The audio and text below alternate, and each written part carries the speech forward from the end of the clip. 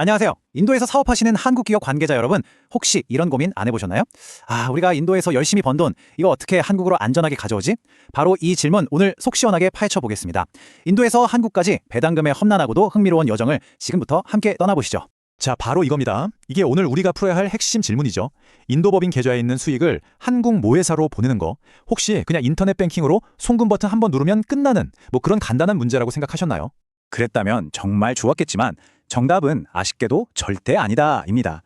인도에서 한국으로 배당금을 가져오는 건요, 단순 송금이 아니라 마치 여러 개의 관문을 통과해야 하는 하나의 긴 여정과 같아요.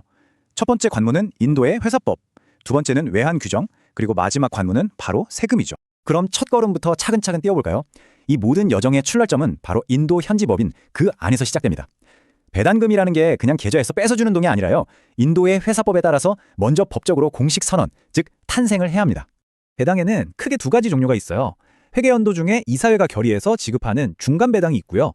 회계연도가 끝난 뒤에 이사회가 제안하고 주주총회에서 최종 승인을 받아야 하는 기말 배당이 있죠. 핵심 차이가 뭐냐고요? 바로 최종 결정권자가 누구냐는 겁니다. 중간 배당은 이사회, 기말 배당은 주주. 딱 이렇게 기억하시면 됩니다. 자, 근데 여기서 정말 중요한 게 있습니다. 바로 시간이에요. 이 모든 과정은요, 법으로 정해진 아주 엄격한 타임라인을 따라야만 합니다. 예를 들어서 배당을 하기로 결정했다? 그럼 5일 안에 배당금 전액을 회사 돈과 분리된 별도 계좌에 딱 넣어놔야 하고요. 그리고 선언한 날로부터 30일 안에는 무조건 주주들한테 지급을 끝내야 합니다. 이거 만약 어기면요, 벌금은 기본이고 회사 평판에도 아주 치명적일 수 있습니다. 정말 시간과의 싸움인 거죠. 좋습니다. 이제 인도에서 배당금이 법적으로 딱 선언됐어요. 그럼 이제 한국으로 보내야겠죠? 근데 이게 그냥 보내지는 게 아니라 인도를 떠나기 위한 일종의 출국 비자가 필요합니다. 이 비자를 발급해주는 곳이 바로 인도의 외국환 관리법, 우리가 흔히 팔마라고 부르는 규정입니다. 여기서 진짜 많은 분들이 아차! 하고 놓치는 함정이 하나 있습니다. 사실 배당금을 해외로 보내는 것 자체는 원칙적으로 자유로워요. 그런데 딱 하나, 반드시 해야 하는 의무 조항이 있거든요. 바로 이 FLA 보고라는 겁니다. 매년 7월 15일까지 인도중앙은행에 우리 회사에 외국인 투자가 이만큼 들어와 있고 올해 배당금은 이렇게 지급했습니다 라고 보고하는 건데, 이거 정말 사소해 보이지만 절대 놓치면 안 됩니다. 왜냐고요? 만약 이 보고서 하나를 깜빡하고 제출 안 했다? 그러면 그에 보낸 배당금의 최대 300까지 과태료 폭탄을 맞을 수 있습니다. 상상해보세요. 10억을 배당했는데 과태료가 30억이 나올 수 있다는 얘기입니다. 정말 끔찍하죠? 자, 이제 두 번째 관문도 통과했습니다. 배당금이 국경을 넘기 직전 마지막으로 거쳐야 할 곳이 남았는데요.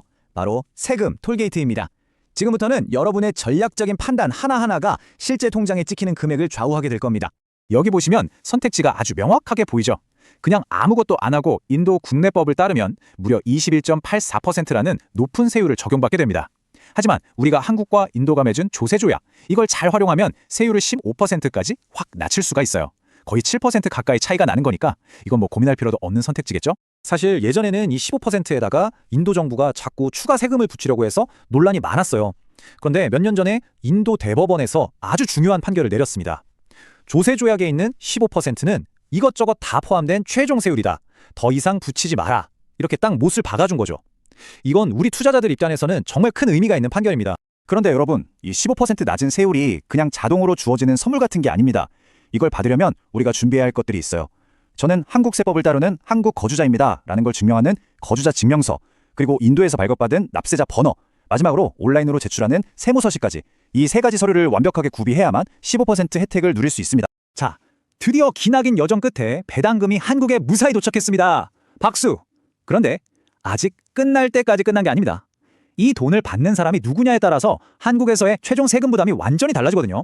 받는 사람이 법인이냐, 개인이냐, 아니면 인도에 사는 한국인 주재원이냐, 이 세 가지 경우로 나눠서 한번 살펴보겠습니다. 먼저 돈을 받는 주체가 한국의 모회사, 즉 법인인 경우입니다. 이게 2023년부터 한국 세법이 바뀌면서 정말 드라마틱한 변화가 생겼어요. 이 표를 한번 보세요.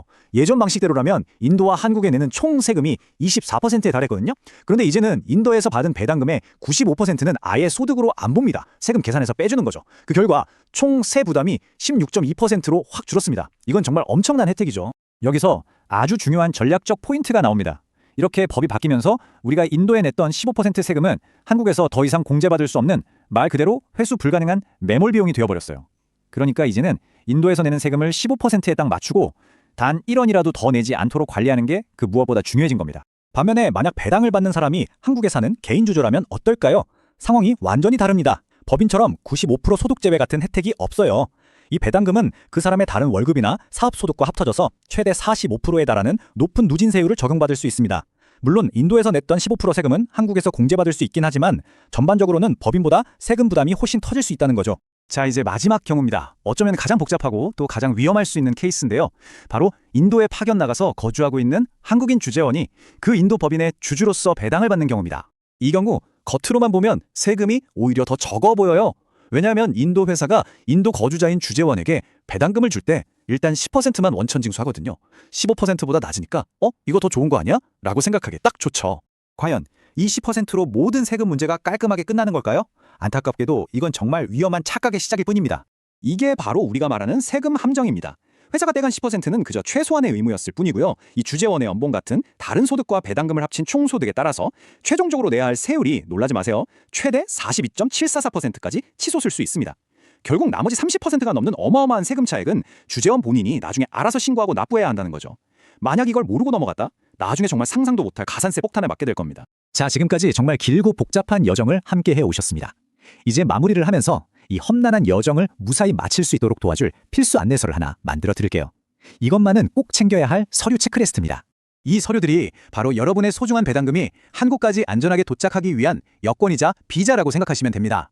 배당을 결정했다는 회의록부터 인도 회계사가 이 송금 문제 없습니다 라고 확인해주는 증명서, 그리고 각종 세무 서류까지 이 중 어느 것 하나라도 빠지면 여정 전체가 멈춰설 수 있으니 정말 꼼꼼하게 챙기셔야 합니다. 오늘 저와 함께 떠나본 배당금의 여정 어떠셨나요? 아마 생각보다 훨씬 더 복잡하고 고려할 게 많다는 걸 느끼셨을 겁니다. 마지막으로 이 질문을 한번 던져보고 싶습니다. 지금 여러분의 회사가 세운 배당금 송금 전략은 오늘 우리가 이야기 나눈 이 모든 법률, 외환, 그리고 투자자 유형별 세금 문제까지 과연 전부 다 고려하고 있는 전략입니까?